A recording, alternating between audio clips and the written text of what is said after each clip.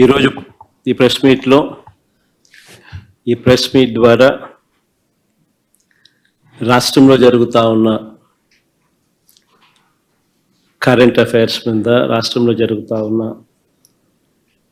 ఇప్పటి పరిస్థితుల మధ్య జరుగుతూ ఉన్న వివిధ అంశాల మీద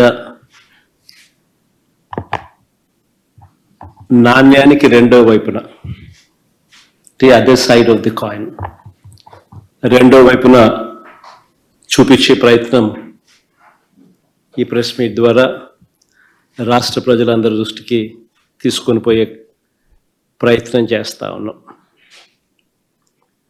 ఎందుకంటే మనం యుద్ధం చేస్తూ ఉండేది ఒక చంద్రబాబుతోనే కాదు, ఒక ఈనాడు, ఒక ఆంధ్రజ్యోతి, ఒక TV5, ఓ చెడిపోయి ఉన్న ఓ ఎల్లో మీడియా వ్యవస్థతో కూడా యుద్ధం చేస్తూ ఉన్నాం. కాబట్టి అటువైపు నుంచి అబద్ధాల మీద అబద్ధాలు చెప్పుకుంటూ వచ్చే ప్రయత్నాలు జరుగుతూనే ఉంటాయి. కాబట్టి నాణ్యానికి రెండో వైపున కూడా అప్పుడప్పుడు తెలియజెప్పే కార్యక్రమాలు కూడా జరుగుతూ ఉండాలి.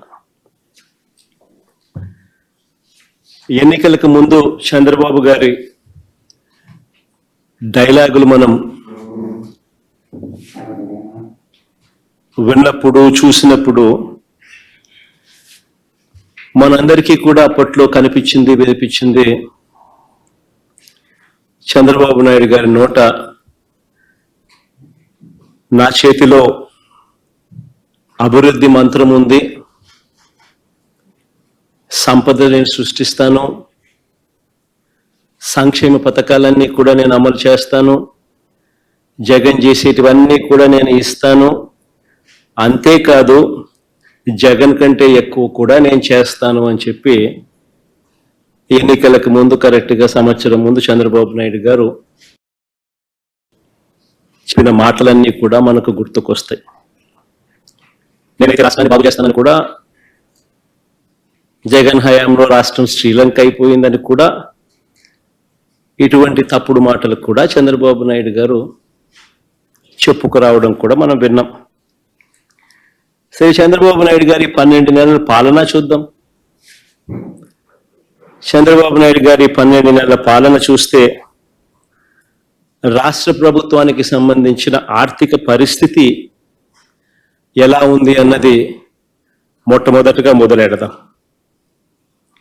మా హయాంలో అయితే కోవిడ్ లాంటి మహమ్మారిని కూడా ఎదుర్కొని మేము రాష్ట్రాన్ని నడపవలసిన పరిస్థితి మా హయాంలో జరిగింది. ఇంతకుముందు ఎప్పుడూ చూడాల కోవిడ్ లాంటిది ఒకటి ఉంటుందని, కోవిడ్ లాంటిది ఒకటి రాగలుగుతుందని, దానివల్ల రాష్ట్రం అతలాకుతలం కాగలుగుతుంది అన్న పరిస్థితులు ఎప్పుడూ కూడా ఎవరు కూడా గతంలో చూడాల. కానీ అలాంటి పరిస్థితుల్లో కూడా రాష్ట్రాన్ని మేము గొప్పగా నడిపామని కూడా చెప్పవచ్చు. గొప్పగా నడుపుతూనే ఒకవైపున సంక్షేమం చూపించాం, మరోవైపున అభివృద్ధిని కూడా గొప్పగా నడుపుతూ చూపించగలిగాం. మా ప్రభుత్వంలో దేవుడి దయతో, ప్రజలందరి చల్లని దీవెనలతో మేము చేయగలిగిన మంచి వల్ల ప్రజల కొనుగోలు శక్తి పెరిగింది, పెట్టుబడులు కూడా దానివల్ల పెరిగాయి. ఈ రెండింటినీ ప్రామాణికంగా తీసుకొని ప్రతి అడుగు కూడా మేము అప్పట్లో వేయడం జరిగింది. కానీ చంద్రబాబు గారి పాలన చూస్తే, ఈ సంవత్సర కాలం పాలన, తన పాలన చూస్తే, కాగ్ విడుదల చేసిన నివేదికను గమనించినట్లయితే ఎక్కడా కూడా అభివృద్ధి కనిపించదు, ఎక్కడా కూడా సంక్షేమం ఊసే అంతకన్నా ఎక్కువ కూడా కనిపించదు. బాబు గారి పాలనంతా కూడా ఈ సంవత్సర కాలంలో మోసాలతో నడిపిన, ప్రజలకిచ్చిన హామీలన్నీ కూడా ఎగరకొడుతూ మోసాలతో గడిపిన పాలనే కనిపిస్తుంది. రాష్ట్రానికి సంబంధించిన ఒకసారి స్టేట్స్ ఓన్ రిసోర్సెస్ SOR ఒకసారి గమనించినట్లయితే, టేబుల్ మీ అందరి ముందర కూడా టేబుల్ కూడా చూపిస్తా ఉన్నాం. ఈ 12 నెలల కాలంలో స్టేట్స్ ఓన్ రెవెన్యూస్ కనుక గమనించినట్టయితే, అంటే tax revenues, non tax revenues, ఈ రెండింటినీ కలిపితే స్టేట్స్ ఓన్ రెవెన్యూస్ అంటారు. ఈ రెండింటినీ కూడా ఈ స్టేట్స్ ఓన్ రెవెన్యూస్ని ఒకసారి గమనించినట్టయితే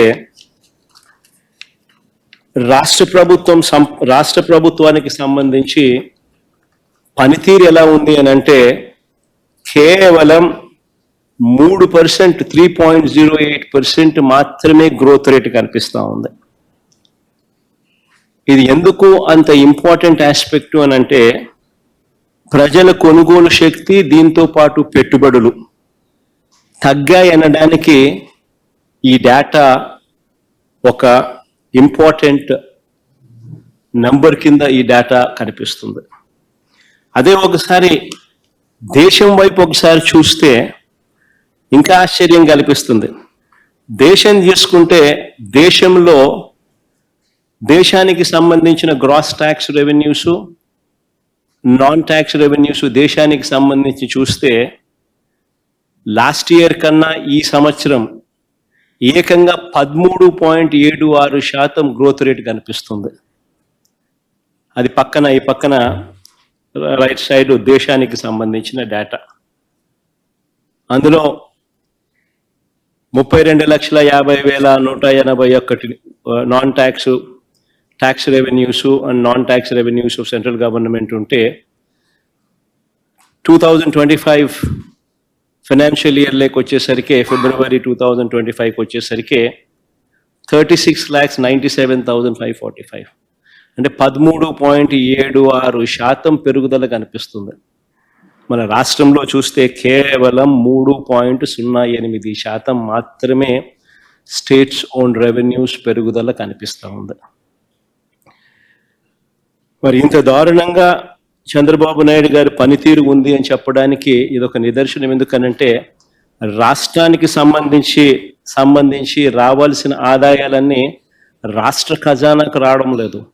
ఇవన్నీ చంద్రబాబు నాయుడు గారు అని గజ దొంగల ముఠ జోబుల్లోకి పోతా ఉంది అన్న దానికి ఒక ప్రస్ఫుటమైన నిదర్శన ఈ డేటా.